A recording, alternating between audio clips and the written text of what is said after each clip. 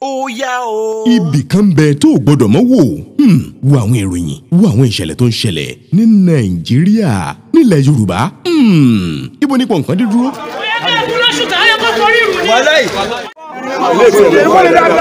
farabalẹ̀ máa wò ó Yorùbá Gidi TV ìkànnì rẹ ni o ó yá subscribe like ẹ ju kọ́mẹ̀ntì ẹ síbẹ̀ máa wò ìṣó. kékeré ibi tó bá dá lèmi rè ibi tó bá dá lèmi ọ máa lọ ibi tó bá dá lèmi rè ibi tó bá dá lèmi. mo ń fa àkókò ìsọfún àpò ẹ jẹ́ ká jọ máa wo Yorùbá Gidi Yorùbá TV Yorùbá Gidi ibi tá a lè wò tá a lè máa ṣà tá a lè gbọ́ nípa bó ṣe ń lọ nìyẹn. ẹ ṣé o. kó tó di pé Yorùbá kúrò lára Nàìjíríà mo lérò pé àwọn ìtàn kan wà tó yẹ kọ́mọ Yorùbá mọ̀ nípa Nàìjíríà ká lè fi kọ́gbọ́n bí a ti ń kọjá lọ sórílẹ̀-èdè tuntun Yorùbá. a ti ṣègbéyàwó ìgbéyàwó ọ̀hún ò sì pé Yorùbá ní Yorùbá ṣe pinnu láti yapa ṣùgbọ́n síbẹ̀síbẹ̀ ọmọ Yorùbá ronú ẹ. Yorùbá dìde Yésù mọ́ ọmọ Yorùbá ọmọlúwàbí igi ńlá ló jẹ́ ọmọ Yorùbá igi ńlá tó gbilẹ̀ tó lẹ́ka tó léso ọmọ Yorùbá èdè Yorùbá gbẹ́dùn pọ̀ fanábùlà kọ́ rárá ọmọ Yorùbá ká fi mọ̀ ṣọ̀kan ká fi ìfẹ́ lò ọmọ Yorùbá báàrẹ́ ni tó ń gòkè ká jùmọ̀ gbé gani ọmọ Yorùbá níbi lára ló sún wa débi ìtàdé ọmọ Yorùbá ó pẹ́ bóyá ọmọ Yorùbá ilé gbogbo ń tagbe ọmọ Yorùbá Yorùbá nation ẹ̀jẹ̀ àparapọ̀ ọmọ Yorùbá. ṣùgbọ́n ká dàálẹ̀ ká tún wá pọ̀ ṣẹ̀ṣẹ̀ tún ṣàná lórílẹ̀‐èdè wa.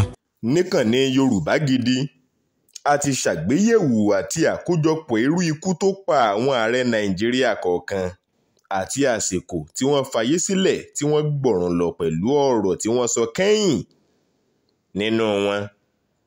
a rí èyí tó kú ikú wọ́ọ́rọ́wọ́ nígbà tásìkò rẹ̀ tó ń ṣe ni wọ́n sì fi ikú gbígbóná pa òmíì nínú wọn.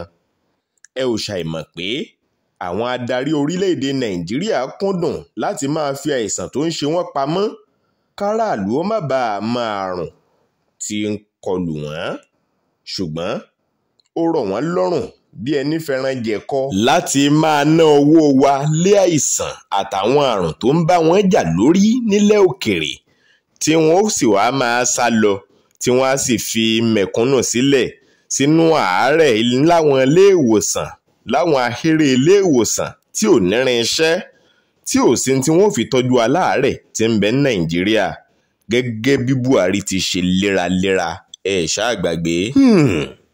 láti 1960 tí Nàìjíríà gbòmìnira kò dín ní ààrẹ 13 ọ̀tọ̀ọ̀tọ̀ tó ti jẹ ní Nàìjíríà pẹ̀lú ìkan báyìí tí a pè ní ceremonial president ńlá fi lè pè wọ́n ní 14 títí di àsìkò tá a wà yìí. 2 nínú àwọn ààrẹ Nàìjíríà ló dipò mú gẹ́gẹ́ bí ààrẹ adarí orílẹ̀-èdè yìí láyé ológun wọ́n sì tún ṣe ààrẹ láyé tí wọ́n ń kó agbádá jù sọ́rùn tí wọ́n bọ́ kakí sílẹ̀ tí wọ́n pé àti bọ́ sáyé ìjọba tiwantiwa ń ṣe ni wọ́n fìbọn yàn wọ́n sípò ṣá o. 3 nínú àwọn ààrẹ yìí ni wọ́n dá ẹ̀mí ẹ̀ légbodò kódà lásìkò tí wọ́n ń ṣàkóso lọ́wọ́ ni wọ́n pa wọ́n. 4 nínú wọn ló kú ikú wọ́ọ́rọ́wọ́ tàbí ká sọ pé ọlọ́jọ́ ló dé tí kú mú wọn lọ nígbà tí ikú ìkan lọ́wọ́ nínú tó sì gba ìfurasí gidi. 4 sì wà láàyè ní títí di bá a ṣe ń sọ̀rọ̀ yìí tá à ń ṣètò yìí lọ́wọ́lọ́wọ́. bá a bá ń gbáyé lónìí ẹ jẹ́ á máa rántí ijọ́ tá a kú. ẹ wá gbọ́ ọ̀rọ̀ tí wọ́n sọ kẹ́yìn kí wọ́n tó dágbére fáyé àti bí ọ̀kọ̀ọ̀kan wọn pàápàá ṣe kú. ẹ káàbọ̀ sí ìkànnì Yorùbá Gidi TV Ọlákúnlé Fásùgbà ló kọ mi. Yorùbá Gidi TV ìkànnì rẹ ni o ó yá subscribe like ẹ ju kọ́mẹ̀ntì ẹ síbẹ̀. ẹ jẹ́ ká bẹ̀rẹ̀ pẹ̀lú Alhaji Abubakar Tafawa Balewa. Ikú gbígbóná ni wọ́n fi gba ẹ̀mí lẹ́nu ẹ̀ lásìkò táwọn ológun dìtẹ̀ gba ìjọba ní January 15, 1966. Tó jẹ́ pé àwọn adarí míì pàápàá nínú èyí tá a ti rí àwọn alájọṣe rẹ̀ bíi Sir Ahmadu Bello ni wọ́n gbẹ̀mí lẹ́nu wọn lásìkò ìdìtẹ̀gbàjọba náà. Títí dàsìkò yìí àwọn nǹkan tó rọ̀ mọ́ ikú tó pa á ni wọn ò tí ì jẹ kúnná lẹ́nu dòní. Ohun tí gbogbo èèyàn gbé pòyì ẹnu ni pé Major General Eminent Ifeanjuna ló yìnbọn pa á nínú ìdìtẹ̀gbàjọba January 1966. Ẹ̀bá ọ̀nà nítòsí Èkó ni wọ́n bá òkú ẹ̀ lẹ́yìn ọjọ́ 6 tí wọ́n ti lé e kúrò lọ́fíìsì. Ó ṣojú mi kòró kan Olóyè Ṣẹ́gun Àrẹ̀mú Ọ̀ṣọ́bà tó di gómìnà ìpínlẹ̀ Ògùn nígbà tó yá ló kúkú sọ pé ń ṣe lára olóògbé Balewa ló sì tutù síbẹ̀ lẹ́yìn ọjọ́ 6 wọn ò sì rí ojú ọgbẹ́ ọta ìbọn lára ẹ̀. Kódà orí ìjókòó ló gbẹ̀mí mì sí níbi tó ti fẹ̀yìntì igi. Wọ́n wé e lókùn sínú agbádá ńlá funfun kan pẹ̀lú fìlà lẹ́bàá ẹsẹ̀ rẹ̀. Bẹ́ẹ̀ wọ́n tún sọ pé ikọ́ asthma ló pa Tafawa Balewa. Bauchi ni wọ́n sin ín sí. Ká má tan ara wa, ikú rẹ̀ yìí yọrí sí rògbòdìyàn tó pọ̀ lókè ọya pẹ̀lú ìtàjẹ̀sílẹ̀ oṣù July 1966 tá ò lè gbàgbé. Lónìí àwòrán rẹ̀ ló wà nínú náírà 5 náírà tẹ́nikẹ́ni ò ná mọ́ Nàìjíríà. Bí n bá ń parọ́ ẹ máa já mi, àbí ṣé nǹkan kan wà tẹ́yìn lè fi náírà 5 rà bí? Ó yá ẹ jẹ́ kí n tàtà tòpò bọ́ sórí Major General Johnson Thomas Ango Ironsi. Òun ló bọ́ sórí àga ìṣàkóso tí Tafawa Balewa ti kúrò ní January 16, 1966. Ọ̀rọ̀ tó sọ gbẹ̀yìn ẹnìkan ò mọ̀ nítorí pé a ò rẹ́ni tó pa á kó jáde síta láti ròyìn ohun tó sọ kẹ́yìn. Major General Johnson Thomas Ango Ironsi ló kàn. March 3, 1924 ni wọ́n bí Ango Ironsi. Wọ́n gbẹ̀mí ẹ̀ ní ọjọ́ 29 oṣù keje ọdún 1966. Ó ní adarí orílẹ̀-èdè yìí, ìyẹn head of state àkọ́kọ́ láyé oníkàkí, ìyẹn láyé ológun ní Nàìjíríà. January 15, 1966 ló gorí ìjọba nínú kòbá olè pákáleke fùrọ̀dán nínú ìfagbára wọ ipò adarí. Ìdìtẹ̀gbàjọba oṣù kínní ọdún náà òun ni Major Chukwuma Kaduna Nzeego ló léwájú ẹ̀. Láàárọ̀ ọjọ́ náà ní July 29, 1966 làwọn ọmọ ológun kan báyìí ni wọ́n bá yí ilé ìjọba tí ń bẹ nìbàdàn ká, wọ́n yí ipò. Àwọn ọmọ ogun ọ̀hún sì rèé apá àríwá Nàìjíríà, yẹn northern part of Nigeria ni wọ́n ti kó wọn wá. Lásìkò yìí ni ọ̀gágun Ango Ironsi ló ṣe àbẹ̀wò sí ọ̀rẹ́ rẹ̀ Lieutenant Francis Adékúnlé Fájuyì, èyí tó jí ara ìrìnkèrindò àlàáfíà tó gùn lé yíká orílẹ̀-èdè yìí nígbà náà. Àwọn sọ́jà ará òkè ọya ọ̀hún tí Major General T.Y. Danjuma léwájú wọn lọ́jọ́ yìí pẹ̀lú Lieutenant Garba Dada Paiko ló gbìmọ̀ pọ̀ ṣígun láti gbé Ango Ironsi àti Adékúnlé Fájuyì. Wọ́n rọ́ wọn sínú ọkọ̀ kan, ààyè iwájú inú ọkọ̀ ọ̀hún sì ni wọ́n tì wọ́n sí, wọ́n sì gbé wọn lọ.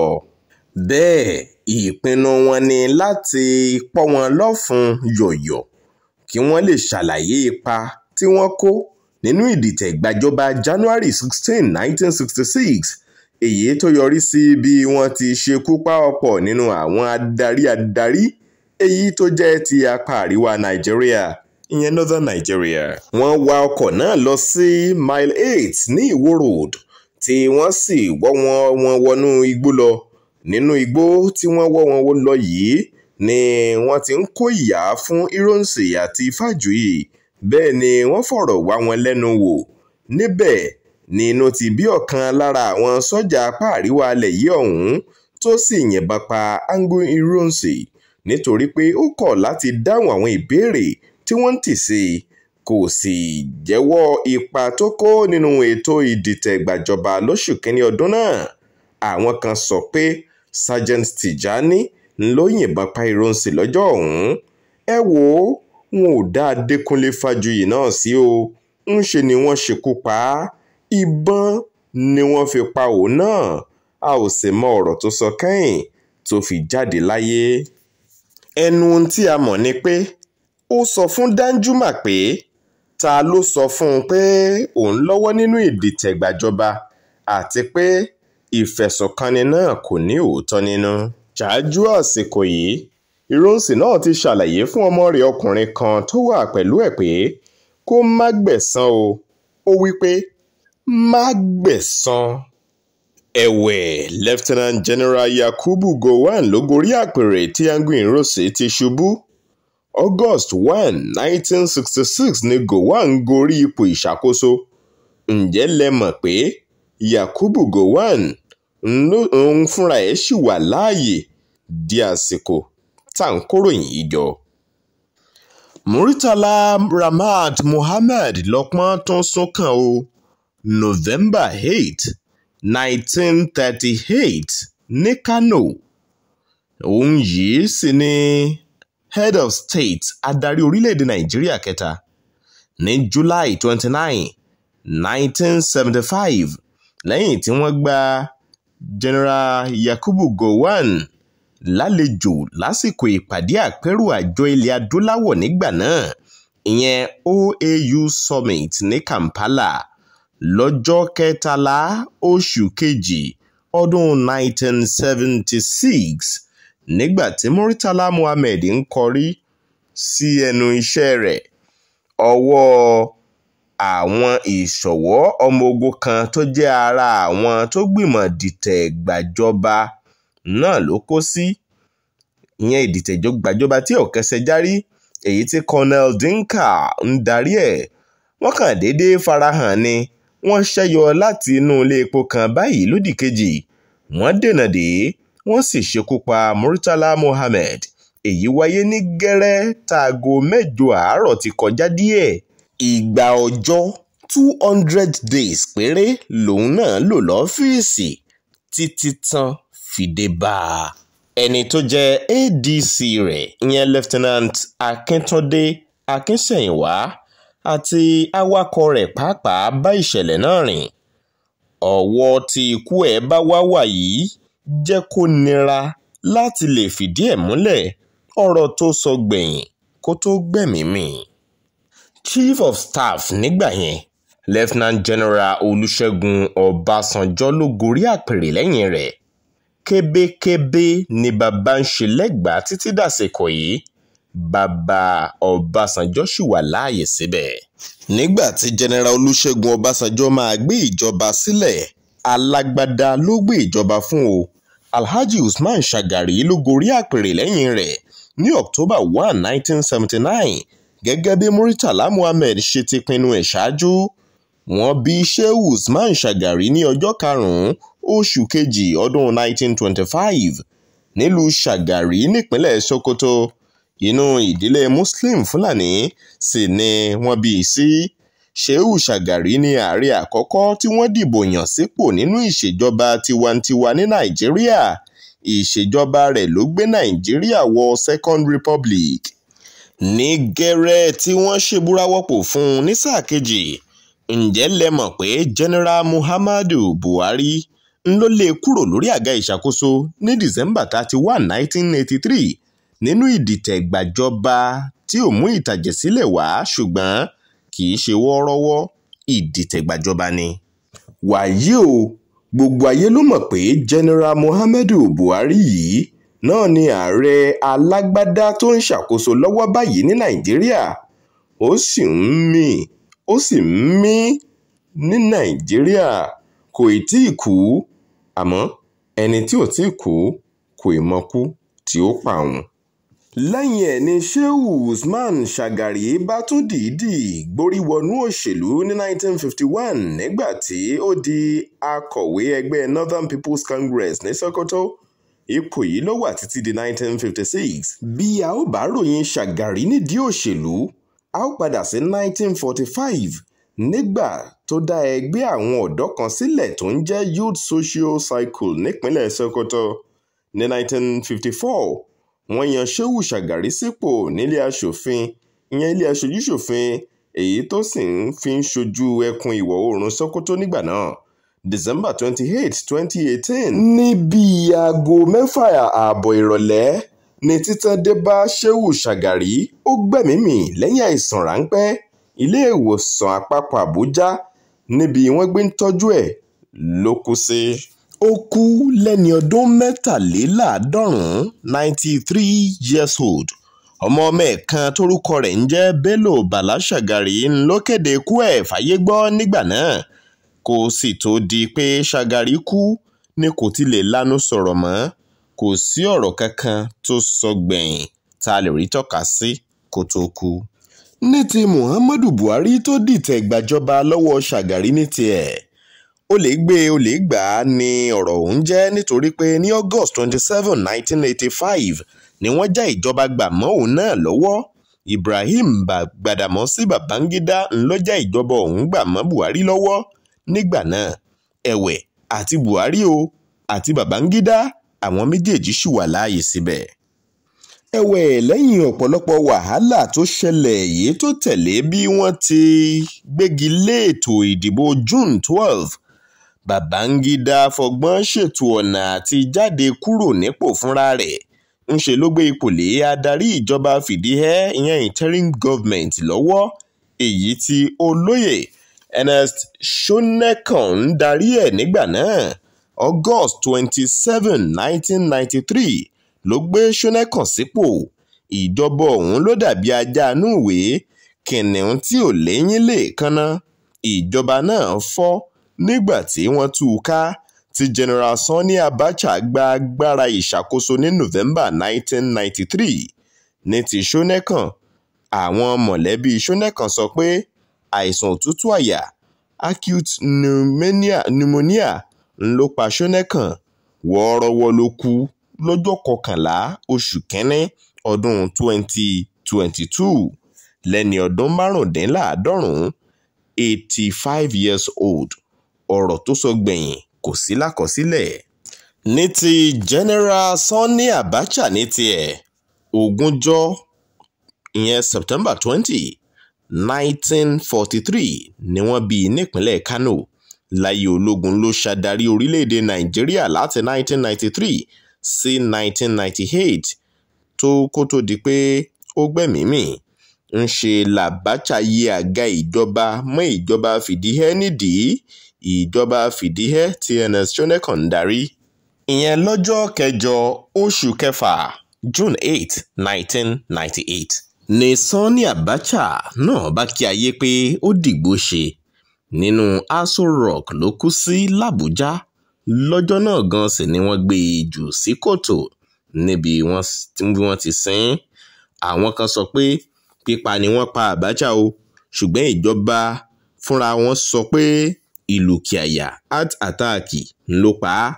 àwọn oníwádìí àti ọ̀tẹlẹ̀múyẹ́ láti orílẹ̀-èdè Amẹ́ríkà pàápàá gbà pé májèlé l'Abacha jẹ tó fi kú. kódà adarí aláàbò ẹ̀yẹn CSO Hamza Mustapha gbàgbọ́ pé ṣe ni wọ́n gbé májèlé fún Abacha jẹ. kẹ́sì máa wò ó kó tó di pé ó kú ńṣe ló ń gbìyànjú láti gbé ìjọba kalẹ̀ fún alágbádá ní 1998. kí l'Abacha kú sí General Abdulsalam ló gba àṣàkóso padà. lédè kan ṣá Sáà Abubakar ló gbé wa wọ 4th Republic ní Nàìjíríà. Abdulsalam Abubakar àti Olúṣẹ́gun Ọbásanjọ́ tó gbapò lọ́wọ́ ẹ̀ gẹ́gẹ́ bí ìjọba alágbádá lọ́dún 1999, àwọn méjèèjì ṣì wà láàyè síbẹ̀, wọ́n sì ń gbé nínú ọlá ńlá wọn. Ọba mẹ́wàá ìgbà mẹ́wàá, Umaru Musa Yar'Adua ló kàn báyìí o. Òun ló gba ipò lọ́wọ́ Ọbásanjọ́ ní 2007 lábẹ́ ìṣèjọba alágbádá lẹ́yìn tí eléyùn ti parí sáà ìṣèjọba rẹ̀ lẹ́ẹ̀kejì. Ọjọ́ 16 oṣù August 1951 ni wọ́n bí Umar Musa Yar'Adua. Ó jẹ́ ààrẹ Nàìjíríà láti ọdún 2007 títí di 2010. Ó ti kọ́kọ́ ṣàkóso gẹ́gẹ́ bí gómìnà ìpínlẹ̀ Katsina ní 1999 sí 2007. Ọmọ ẹgbẹ́ PDP ni. Lẹ́yìn tó ti pòyì ìlú èbó fún ìtọ́jú àìsàn tó ń ṣe é tó fi mọ́ ìrìn àjò tó lọ gbẹ̀yìn sí Saudi Arabia, Yar'Adua padà sí Abuja ní February 21, 2010. Ṣáájú sì ni wọ́n ti sọ pé àìsàn ọkàn ló ń ṣe é.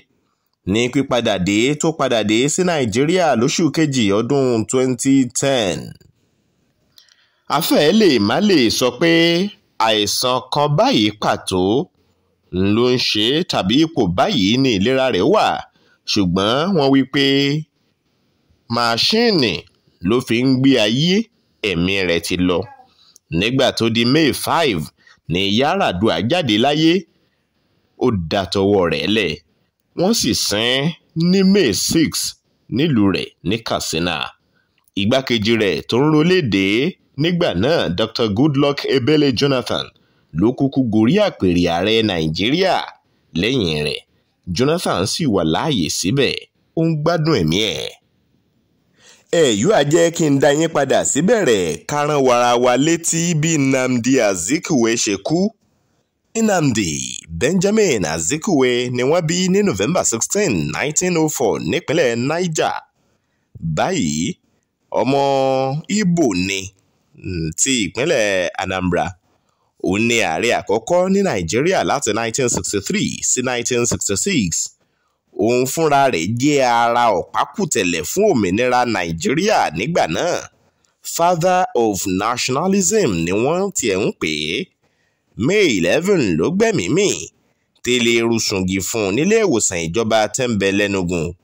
Àìsàn kan tí wọn ò jẹ́ káyé ó mọ̀ ló pa á. Ẹ wá gbọ́ o, ọ̀rọ̀ tó sọ kẹ́yìn rèé o. Àdúrà ló ṣe. Ó ní, Olúwa o, mo ti ṣe àṣìṣe tó ga jù láyé mi. Mo lépa ipò akọni dípò ìwà mímọ́, ìwà rere. Nísinsìnyí tí ó sì ti tó àsìkò láti kọjá lọ sínú sàréè lémi nìkan. Ta ni onítọ̀hún? Onítọ̀hún tí ó máa ṣe àdúrà fún mi báyìí. Olúwa jọ̀wọ́, bí ó bá jẹ́ fún gbogbo ìyà tí mo ti jẹ nítorí Nàìjíríà, dárí gbogbo ẹ̀ṣẹ̀ mi jì mí, sì jẹ́ kí n rí ìjọba rẹ. Ọmọ ọdún 91, 91 years old ni lásìkò tó gbẹ̀mí mì yìí. May 13 ni wọ́n kéde ikú ẹ̀, fàyè gbọ́ nínú ìròyìn. Èrè o fọmọ Oòduà, ta ló pa MKO lọ́jọ́ sí Bọ́lá Ìgè, eléègì wádìpọ̀dí náà fún ìṣọ́ Williams, àtàkàtàn lóko Yorùbá táwarawa ti dá lóró. Ikú ilé kan ò bá pa ní tòde, kò ní lè dàpá o. Ìmọ̀tara ẹni nìkan rẹ̀lẹ̀ abalẹ̀ lọ́ní, ẹnu kan fi pàdé gùn wá tún pàdé ògùn mọ́ o.